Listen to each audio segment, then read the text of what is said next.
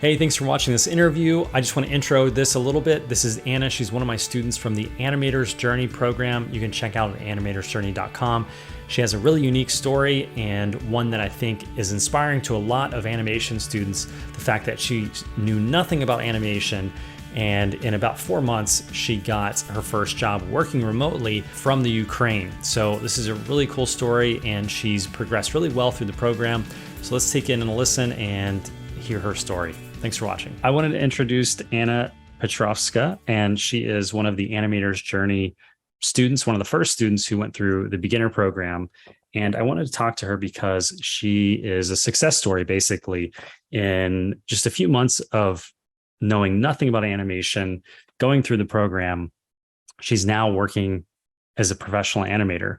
And she did all of this while living in Ukraine during the war. And I think her story is incredibly unique and very encouraging for any other student who has their own, excuses or troubles in life. We all have our things that we kind of have to overcome, obstacles, whether they're of our own making or external forces. There's stuff that we have to deal with when we're learning animation or anything in life. But so, Anna, welcome. Thank you for joining me. Thanks for having me. So I wanted to ask, first off, what is your current situation like? Are you safe day to day? Is everything okay? Where are you at now? Because I know when you started, I think you moved right when you started the Animator's Journey program. You were moving. You used to live in Kyiv, and then you had to move. And so how's everything now? I'm still in the same place when I started the Animator's Journey. But yeah, originally I was living in Kyiv, and I am not back up until now. But it was a separate kind of track of challenge to get used to not be at your own place and kind of not have much of control over your schedule. So that is the separate piece of story. Yeah. But yeah. That's a struggle. I mean, I can only imagine what that must be like to just pick up and leave. Did you have to leave things behind? I mean, when you had to make the move, was it very quick, or did you have some time to plan for that? Well, it was like everyone had different opinions about whether that would happen or not. And I am the one who is usually first to go and do stuff and plan ahead and that kind of things. So, of course, most of us had things like the most important, like documents and stuff like that, with you ready to go. But when everything started, nobody knew how bad would it be and how long would it take. And when is that moment that you have to react, and what is the extent that you have to kind of go? But this is kind of my angle of the story, because everyone at that day seemed to be hit at a different level. Mm-hmm. And there were people who kind of, when you wake up 10 minutes before the missile is fired, it's kind of one part of story. The other one is when you wake up because you've been hit by the missile, and when you wake up because you hear that your relatives call you and say the war has started. All these tracks are different. So I was the one who kind of woke up 10 minutes before, and I've been in Kyiv 2 days while this was a complete mess. And we kind of decided to leave just because things were getting out of control, absolutely, and the tanks were all around and stuff like that. So we were just the panic was all over the place. How is it now? A few months in, is there a new normal? I mean, you've been able to go through the whole program. We never missed a meeting together, or you were very present through the whole program. Were there interruptions that you've had, or is there kind of a new normal? You're in a safer place now? I think I am definitely in a safer place now because I don't have like entire territory of Ukraine is under Yeah. uh, air raid alerts and stuff like that in a random timeline. But the place where I'm at now is not that interesting in that respect Mm. to fire missiles here. So because I'm in the mountains in the village where there nothing is Mm. interesting in terms of infrastructure or stuff like that. So nobody had a place to go because people were like leaving their homes. And at the moment, like Kiev is a big city. There is like 20 million people living there. Mm. And I didn't realize it was it that big. was, Okay. yeah, and it was like first few months, it turned like 2 million people just left there and nobody went out. So all these people had to go somewhere, Yeah. and like there were horrible traffic jams, Mm. no gasoline and stuff like that. So you had to deal with all that, and um, there are like more layers to that.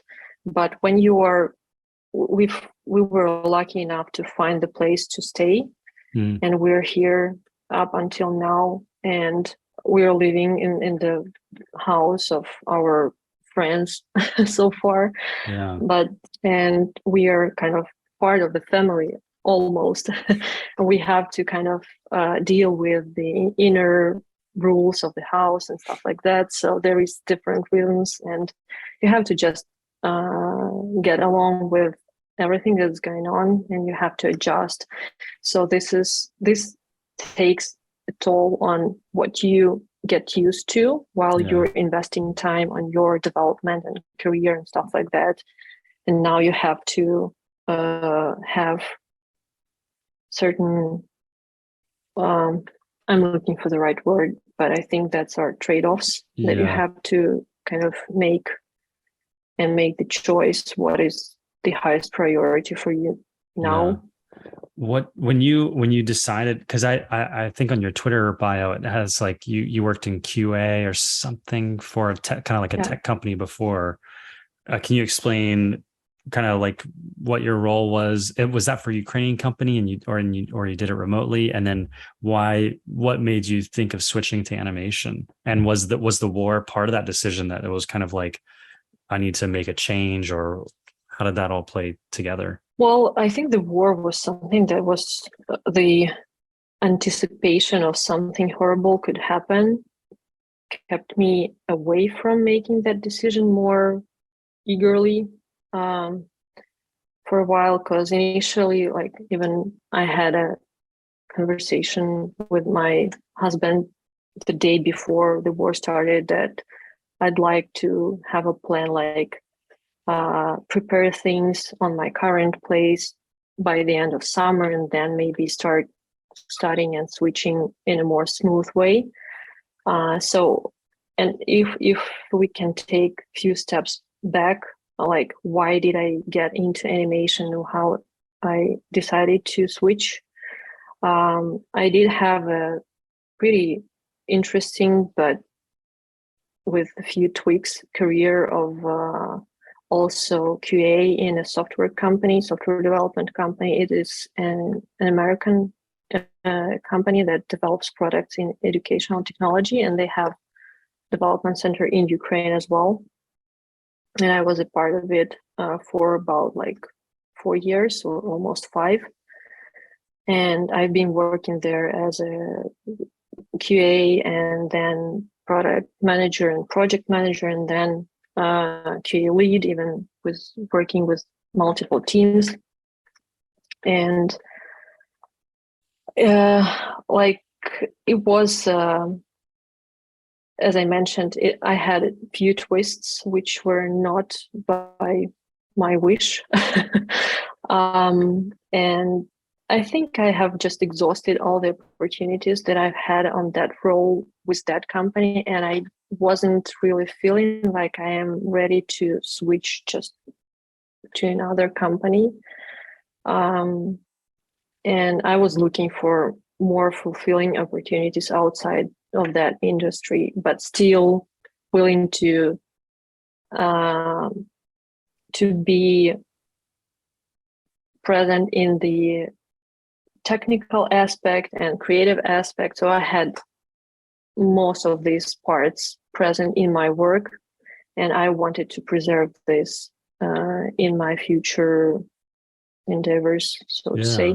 That seems like animation would be a good fit then, because you have that kind of tech-minded design, creative like experience from a software company, and you can apply it in a new way with animation. Did you see like how you approach a problem or troubleshoot stuff that helped having that experience in animation? I had a great mentor as my CEO in that company, whom I worked closely, and he was always challenging by searching the most optimal way to solve and most creative solutions. And that's definitely something that I'm grateful for up until now. And this helps me a lot, even in my animator's journey as well, like in the approach and how to deal with struggles and how to stay resilient and keep doing things when you don't feel like you have to. What about animation specifically draws you to it? Is there anything, as opposed to like, rigging or something, modeling or something else? What about animation is kind of interests you the most? I think it's the visual aspect of your work. And that's something what I couldn't get while I was working in the software development. Like, it was still there, but it was further away. So I think that's the number one thing. Yeah. That's cool. What was the hardest part of getting started with animation? Like, were there things looking back now you wish you could have done differently, or that you didn't expect were going to be difficult? What kind of obstacles did you have just learning animation at the beginning, you think? Well, I think that I didn't really have much what I would do differently looking back. But I think that I could have much more pitfalls that I could have get trapped into if Did you say pitfalls? Yes. Yeah. Pitfalls. Yeah. So like being prepared and doing some research and having all that information that I visited your webinar prior to kind of enrolling into Animator's Journey program. And that was the part of the decision-making process, I think. And also prior to that, I have read your book also, which is the great source of information and like understanding how that, like getting a sense of how that works from the inside to make sure whether I'm really up to doing that change and like not kind of change anything after I started. Good. Yeah. I think I forgot that you maybe read the book. Hopefully that stuff, well, what I try to do with that stuff is like show all sides. It's a job at the end of the day too. Yeah. And like, it's good. You're going to get frustrated and there's things you got to overcome in the job. And I mean, now that you're working, do you feel like you were somewhat prepared for that? Or are there still things, that you didn't expect? Or how is it like, having your first job now? How prepared do you feel, and how, I guess you can never really be all the way prepared for it, but. Yeah, well, every industry has everything in it. And sometimes you never know what like it makes for you, like what part of it is present in your life. But as like so far what I have and what I observe is something that makes me feel lucky enough to be part of whatever I am now. And I feel like not everything is that much bad in the industry. So maybe it was yeah. it was oversold how the challenge is. It didn't seem that challenging right now, maybe. Well, it is challenging, but it depends like what everyone counts for them as a challenge. I don't want to get too much of philosophy it's relative here, but yeah, it's a yes. relative.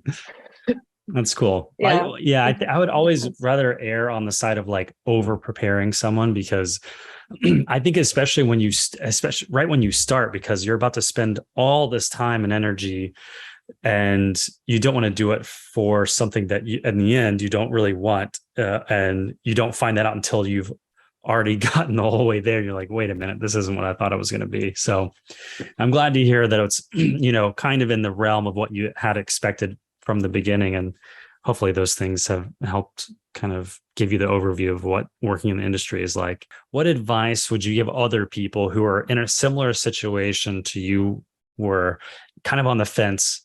Like maybe, they have their own thing happening in their life that they're saying, it's not the right time, or, something's occurring. Like, what helped you get to that decision to pursue it? Was it just, reading the book, going to the webinar, like getting prepared to have all the information, or was it kind of just like a leap of faith? How did you get off the fence, if you were ever on it? And what would you tell for people, if someone who is, I guess? I think it's very personal to everyone. It is about making decisions, first of all. So that's the first thing. But in my particular situation, I think the final move was having that. I was like, before this call, I was sitting and surfing through the webinar recording and trying to find that one phrase that you put there about putting value on the result or something like that. Yeah. I don't remember it exactly, but I think it's worth putting it in also here. And that was the thing that was moving me towards making the decision. But I had a long way of accumulative micro steps leading me into this decision, which is, I think, more than a half of a year long. To lead it, like when you got the idea to when you made the decision. Yeah. I had like a long path, because it started from like getting someone in my team shared an article about the animator in Ukraine who was like about history and stuff like that.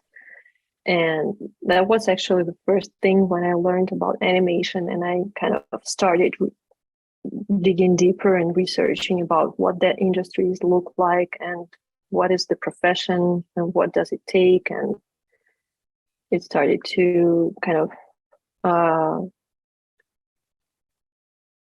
make me more interested in it. And then I moved to researching like what can I do in parallel while I'm still in my previous career. And I kind of started doing like small steps, gathering information and building up my just stance on that. And in February, I think it was like first day of the month or something like that, I found the course on Udemy, which was yours. It was about learning Maya, not even about animation, but the animation module is also there. But the only thing that I've done is that I have passed like modeling and rigging part.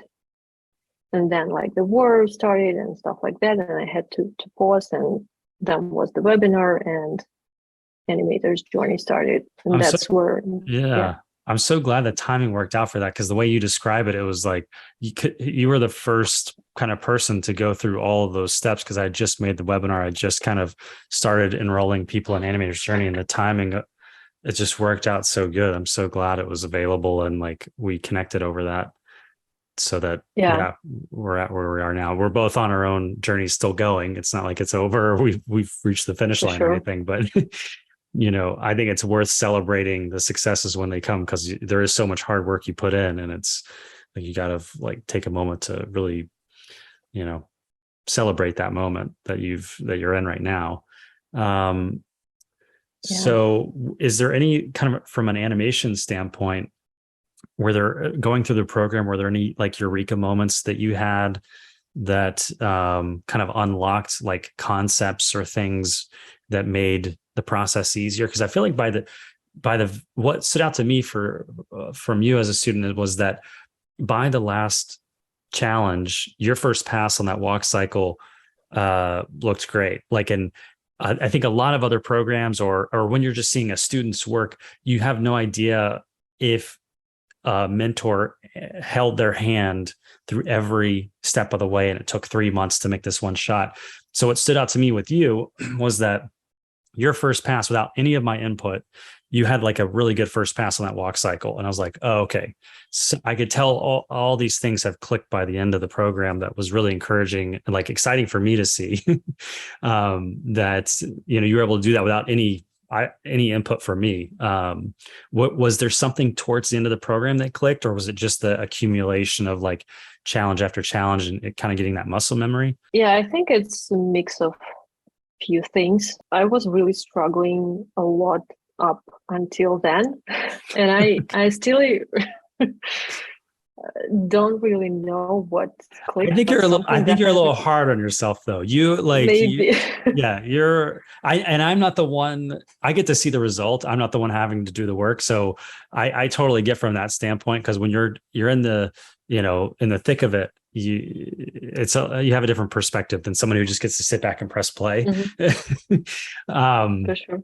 well, yeah, I think you're a little too hard on yourself in that regard, because I get to see a whole, I've had thousands of students go through all my different courses, so I get to see a huge cross section. And um, you're, yeah, you definitely stood out in that regard. To whether, however it feels to you, I don't know. I guess it could still be difficult, but the result was definitely stand out from the others. Like you, and I guess that's like a little asterisk to your story that I would, anyone listening, like, you know, what I found special with you was that you showed up anytime there was a thing to do or something to submit, you're doing it. There's other students who, not just in my class, but just in general, in online courses, they'll enroll and then just not show up. They just won't put in the work. And just like any program, it's not a magic potion, that as soon as you enroll, that you're going to become this other thing. So like, I applaud you for like really showing up for yourself and like putting in the work. And that was to me, as from an outsider's perspective, the kind of eureka moment of seeing like who is getting the most success, and like what are they doing. And I get to see from a distance, like, not that distant, I'm there with you. But um Mhm. it's cool to observe like the different, what's the average, what isn't. And the asterisk I would say is like, you are not the average, you are above average in that regard. And I just love your story too, because like you clearly have talent, but it's also, talent can only get you so far. And like, you showing up and putting in the work is really what will separate you from someone else, and anyone listening to this from someone else. um so yeah, hopefully it wasn't too much of a struggle up until the end. But I know, animation is just it's a difficult thing. I mean, I've been doing it for 10, 11 years. It's still difficult. So don't feel like you're alone in that. Yeah, I don't want to sound like I don't struggle anymore. Yeah, yeah, fair.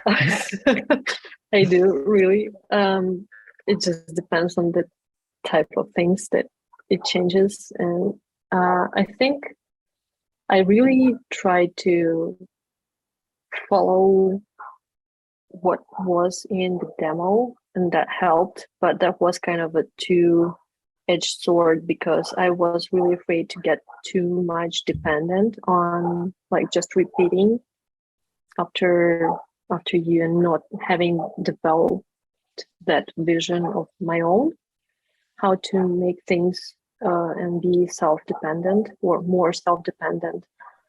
I think you did a But great job of that in the obstacle course, bouncing ball with a tail example, because what you did was totally different than the demo. And I think that was a good example of like taking what's in the lessons in the demo and making it your own. That was a really good one. that was really a learning moment, but that was the challenge that I struggled most. And that is the one that I'm least happy with the results, and I still have stuff to fix there. But I think the great point from your end was to leave the choice with the like selection of the environments that you can do, and like giving that freedom to try things and to face the struggle early enough in the program. So I think that was the part of the learning as well. And that was like definitely good. Yeah, sometimes I feel like I'm like a mastermind in like a fun house, and I'm trying to like create all these little traps that are a little difficult, but not too difficult. It's good to hear the feedback that they're kind of, because you can't, you won't develop unless you have that kind of bit of pressure and stress on it to get that stuff done. So it's good to hear that one. And it shows like in how you develop through those weeks and how quickly it was. I mean, even myself, like I went to a year-long program and I kind of struggled to get a job after 1 year. So, I mean, not just in the context of this program, but like I think in anyone learning anywhere, like 0 to 4 months and getting a job is like, I want to say it's a record. I don't know. I don't know of anyone who got a job that quick. So, it shows that stuff, you put in the work and it shows. I don't want to discredit the part of or the importance of being lucky also, because I don't know. I think that is always a part of our lives. Yeah, 100%. But you got to be at the right place at the right time. Just like the timing of you getting the webinar and you being at the right leading up to that, you had gotten your friend had sent you the article and it was already in your mind, and so you were on the lookout for maybe a webinar kind of a thing or a book. You were in the right place at the right time, and that's what I think that I say that in the webinar too is like, you can't because I've worked with some of these people who they went through school. I've worked with them on maybe like their first job or something, but then they struggle to get another job after that. And then they start second guessing, or they go back to something else and they're not at the door. Like, when the door opens, you got to be right next to it so you can go in. And as soon as, a little obstacle comes, they start to get further and further away from the door. So when it opens, they have no chance of getting in. And I think just making sure that you're putting yourself in the best position to always be near the door when it opens it's still luck, because you can't determine when the door is going to open maybe. But, what you can do is prepare yourself to be ready when it does. And I think you did a good job of that. And yeah, for myself too, a lot of the jobs I've had like when I got hired at Sony, I like the day before, 2 days before I got the job offer, they told me no. They're like, we're only hiring senior people. And at the time I wasn't senior. And they're like, nah, we don't have any mid positions or whatever I was getting hired for. And then literally 2 days later, they're like, oh, never mind. We actually need, I was like, what, oh, what's happening? You know? So you just never know. And that's stuff you can't control. So I totally, there is a component of luck to it, but. For sure. I have a funny story from my previous kind of career experience. I for that company where I worked for almost 5 years, my application was for project management position, junior one, and I had no experience at all then in that field. But then, like 6 months later, I applied again with a different like QA position. They hired me, but then after 6 months working in that company, they recruited me as a project manager when I was rejected while I was applying. So that's That something is that also funny. happened. Yeah. So I know you're under NDA for the job that you currently have. You can't talk about any of that stuff in general, but is there, looking forward, is there things that you want to continue to learn, or you see, you know, how your next kind of on the horizon, what the progression is going to be for yourself? The thing that I realized after I completed the program is that nothing has ended to me. Yeah. It just started. So there are no kind of uh, clear stages and divisions in that path. So um, I am doing stuff all the time, and it's just like all the time in motion. Because you It's got just, hired yeah. and you're still, and like to anyone listening who's not familiar with that process, like you got Mhm. hired for a job and you're still basically doing, it seems like about the same amount of work on your own animations in addition to having this new job. Is that accurate? Yeah, yeah, it is. Well, because like it's not that I'm having a job that I don't have to think of getting hired on the next move, and it is still on the way. So I think it's more of a temporary thing. I would be happy if it lasts long or longer than I'm Yeah. expecting. I mean, most jobs in animation are temporary to some degree. I mean, I've had friends who are staff and then they get let go, or like what's happening at Warner Brothers. Animation, the whole projects are getting shut down. So even if you're staff, sometimes you get let go, not because of anything that an individual has done, but so I wouldn't discredit even having the temporary situation that you do have, because some people don't even have that awareness that they might be in a temporary situation. They don't even know it. But Yeah, that's true. you're doing awesome work on still seeing the stuff you're doing in addition to, I know you probably got your hands full with that job, but and I think that's the way to go, how you're approaching it. Yeah, it's still the learning process, and I'm grateful for having an opportunity to be able to receive feedback and keep learning and keep that same pace. Um, How do you and think your journey would have gone without feedback? oh, I don't think it would go that far, even in like a year, I think. Um, and I don't think that I'm exaggerating things right now, because it's really hard to be stuck with not having anyone who can help you get unstuck. And this like gives birth to a lot of things like losing motivation and not willing to, or not being able to continue and stuff like that. I'm not saying that this is everything fully depending on like getting reviews, but this is a mix of things which has to have just right amount of everything in it. And I think it is having for me the right amount so far over the course of this like 4 to 5 months. Um, Yeah. so yeah. And to your earlier point about the what stood out to you in the webinar about the valuing the result, like, and that's what I try to impress upon people, because I get students who have gone through 4 years, 6 years of college and they can't get hired. And, you know, it's painful I get worked up because like 4 years, 6 years of someone's life is a big deal. And that's an opportunity cost. You could be working, in a job, not just for the money's sake, but like gaining that experience and progressing a lot quicker.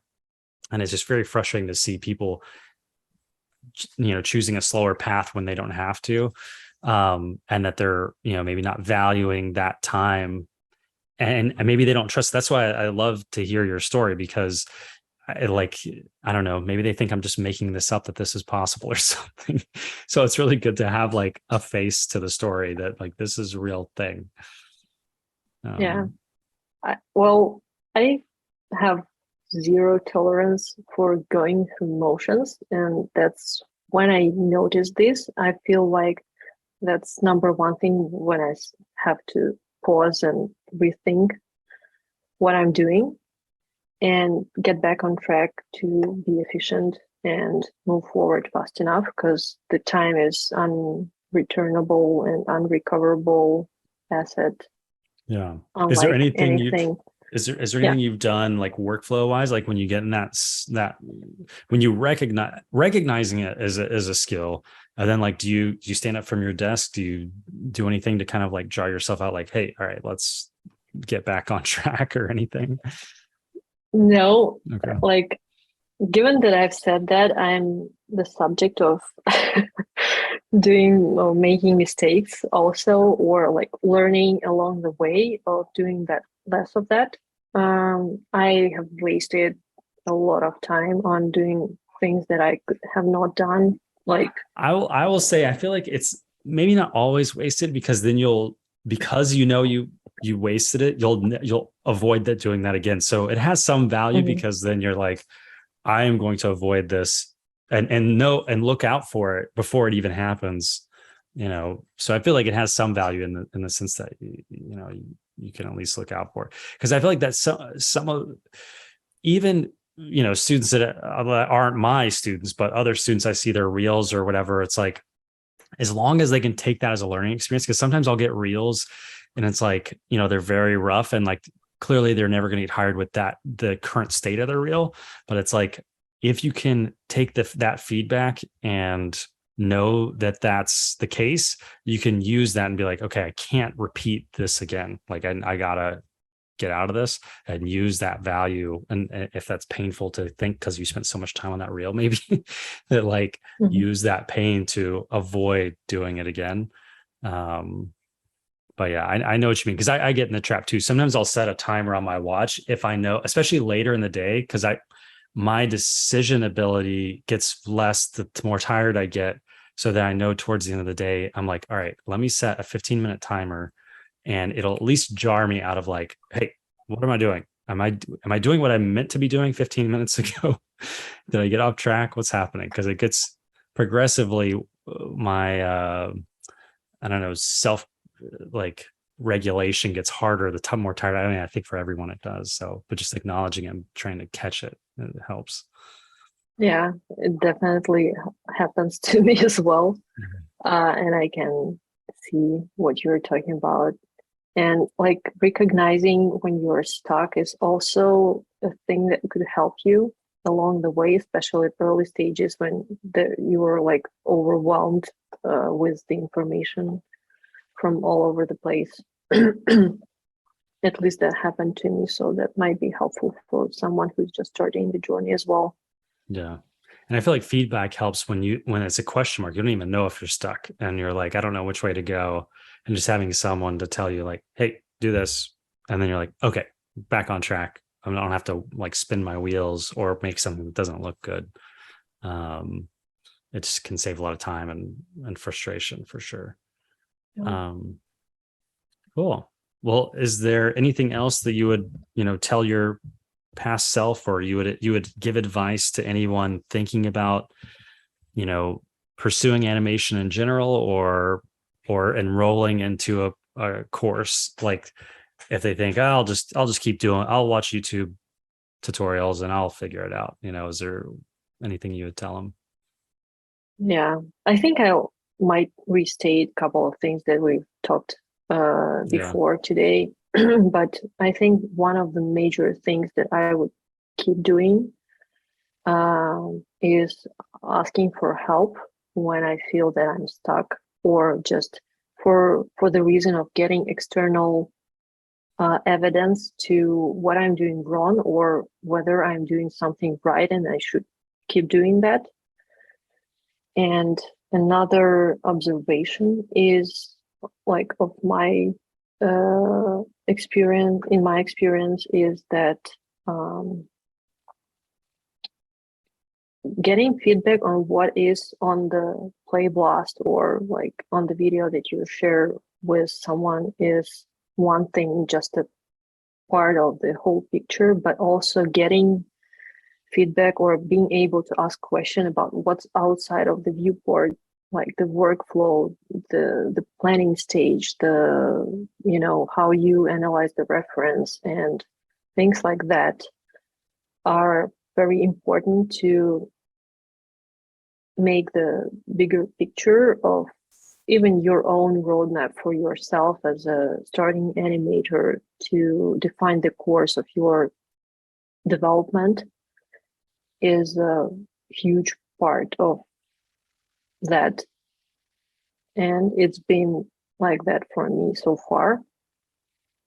So asking for help, a person who has a proven experience and who is not random to you, because that allows you to keep that in a certain pace, would definitely allow you to make a few steps forward in a short amount of time and not kind of have that meandering path of second guessing yourself and struggling way more than you could do, but with more results, so to say.